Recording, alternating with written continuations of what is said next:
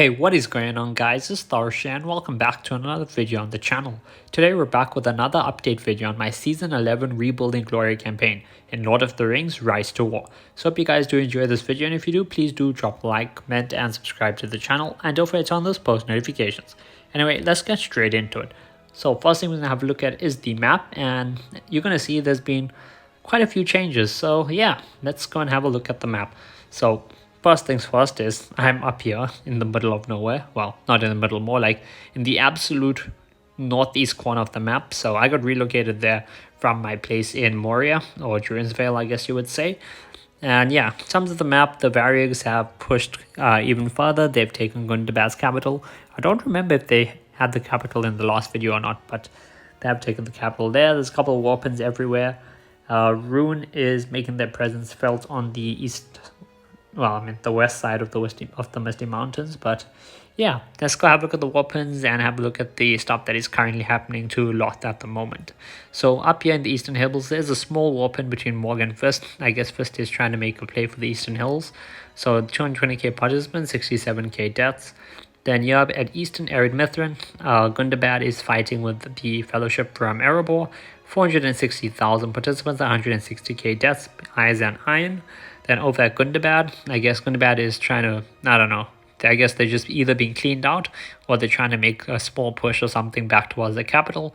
164k participants, 38k deaths between Morg and eyes.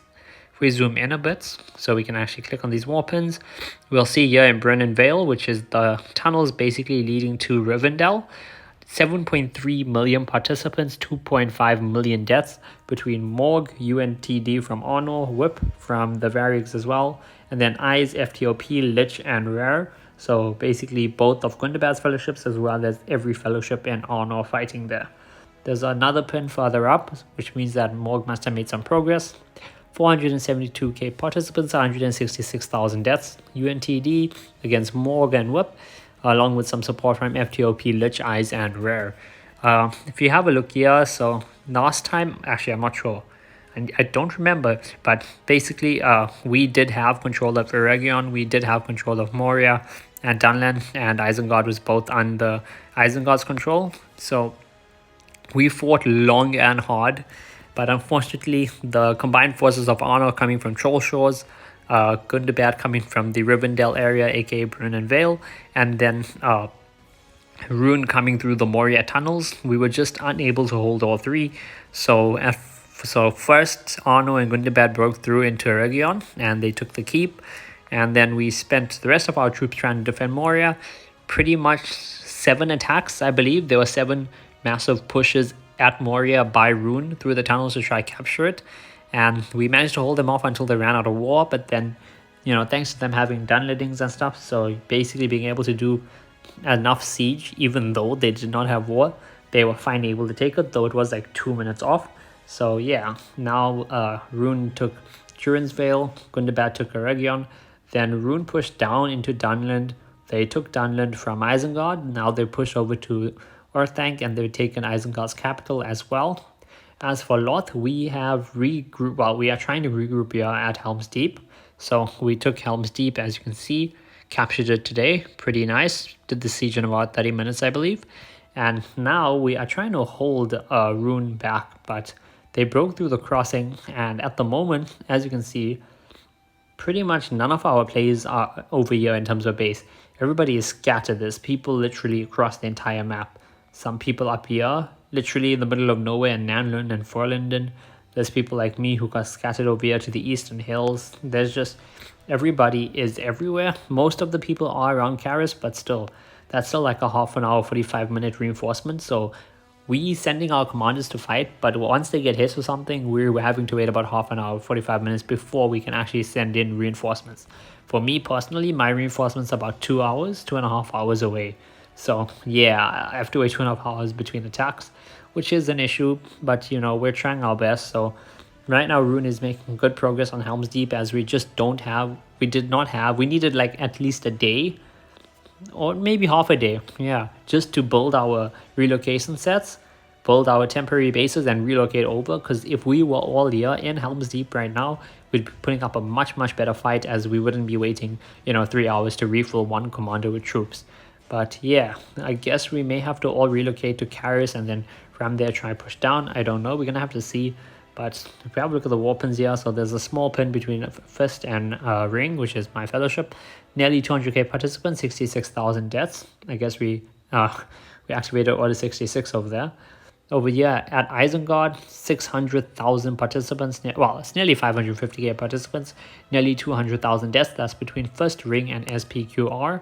So yeah, we are trying to help Isengard, but as I said, we can't do much with our bases being so far, reinforcement times and stuff being so far away. There's another small pin here. I believe that is just between Isengard, SPQR, and Fist from Rhun, but I can't click on it, so yeah, I'm gonna have to skip that one for now. Over here by Belfalas, there's a 1.1 million pin between the Varrigs and Linden, 370k deaths, Morg, SDAX, Whip, and Ride. SDAX is the main Linden Fellowship. Pretty cool guys. I like their leader. And who knows, maybe we'll see, get in touch with them, and maybe we can look at heading into a season together, so we can get a nice full faction, have Ring and SDAX together, play Linden or play Loth or something, I don't know, but something to look, something to think about. I'll reach out to him at some point and check. But yeah, another Warpen over here at Belfalas, 650k participants, 200,000 deaths, Whip and Morg against SDAX Ride, with some support from JBTR from Mordor and a little bit of fighting from Gondor and Swan. Much bigger pin over here at this crossing, 2.2 million participants, 715k deaths, JBCB, SDAX, JBTR and Ride, aka Mordor vs Linden. And then one small pin over here at Harrendoor, 113k participants, 46,000 deaths. Mordor took the lands over here, but that's fine because they're holding this area, I assume, while the Varrigs push over there. Yeah, so that's pretty much the map progress. Gundabad have 2 regions over there, plus 2 regions that they took from us. Rhun have nothing in the east. They've taken 3 regions, though, over here, so in the west. So yeah, we're gonna have to see what we can do, because we need to be able to rally a force that can actually actually fight, actually reinforce quick enough to actually be effective in combat. So there's a lot of people over here, but still having a 20, I don't know what, maybe a 20 minutes, I think, depending on if you're using cav or like melee troops or stuff, 20, 25, maybe 30-minute reinforcement time is definitely not good for fighting. But yeah, that is the way it currently is. In terms of our season objectives, if we look at season progress, we're over at full scale development, which is chapter 10. In terms of target, I've hit Ring's power, I've hit discipline. I have not done, damn it, I need to go develop more keeps, but we don't really have much of any keeps. Still, I need to do some more of that. And develop and expand, I've done. In terms of teamwork, I'm in the top 50. As you can see, fellowship ranking, we are 1. Let's see, where am I here? I am number 18, so not bad. I am at 4,500 contribution. The top in our fellowship is certainly T with 8,600. Followed by Kalika at 2, Heimdall the Bridgekeeper, yeah. Heimdall the Bridgekeeper at number 3 there, Newbie at 4, and Dandale at 5. All of these guys are really good. Hopefully, I'm pretty sure most of them said they are going to be sticking with Ring, so that's pretty great. Well, the top 10 are all guys that I want to stick with Ring because they're all really good fighters. 11 as well, 12, 13. Yeah, top 13 all really good. 14, well, that's Pasha. He's been with us forever.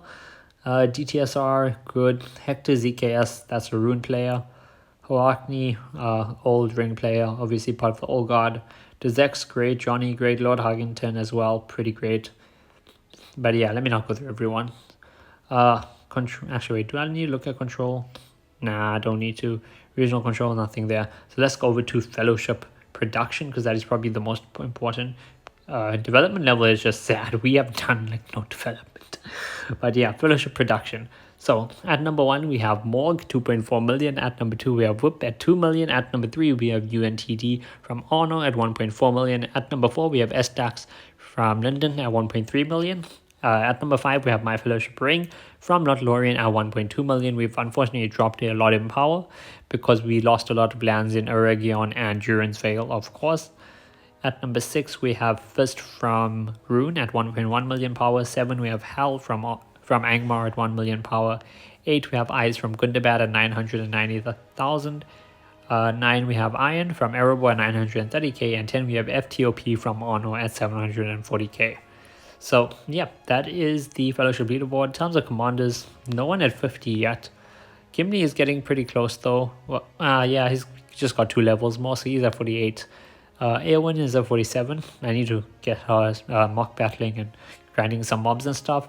And then Galadriel and Gandalf still have a bit to go because they're both only at 45. Frodo and Sam is at 28, and as usual, I've just gone with the madness build. You know, make hopefully an enemy Witch King or something nuke themselves, which would be pretty cool. But yeah, I hope you guys do enjoy the video, and if you do, please do drop a like, comment, and subscribe to the channel, and I'll see you guys in the next one.